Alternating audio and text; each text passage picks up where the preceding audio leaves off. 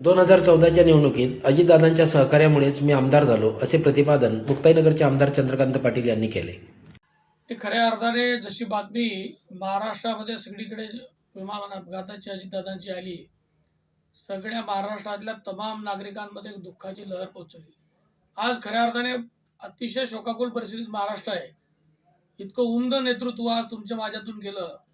राजकीय कार्यक्रमांसाठी निघालेलं खूप वेळ समर्पण, राजकारणातला प्रत्येक स्वतःच्या आयुष्यातला प्रत्येक मिनिट राजकारणासाठी, सर्वसामान्यांसाठी समर्पित केलेला हा असा नेता आज तुमच्या माझ्यातून जातोय.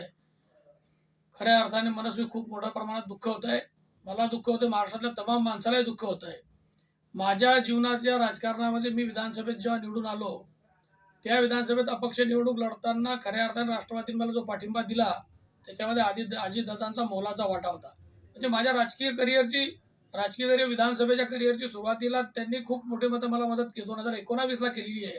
ही गोष्ट आजही माझ्या मनामध्ये तितकीच पक्की गाठ बांधून आहे. आणि आज खऱ्या अर्थाने सकाळपासून जशी बातमी आली तसं माझ्याही मनामध्ये खूप दुःख आहे. आज मी त्यांच्या आता अंत्यदर्शनासाठी निघतोय लगेच, पण महाराष्ट्रातल्या तमाम माणसांमध्ये त्यांच्याविषयीचे आज शोक आहे.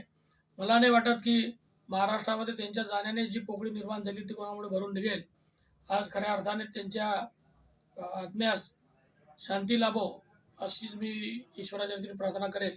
आणि अजितदादा आज आमच्यामध्ये कालही होते, आजही आहे आणि कायम आमच्यात राहतील, ही मी सदिच्छा व्यक्त करतो.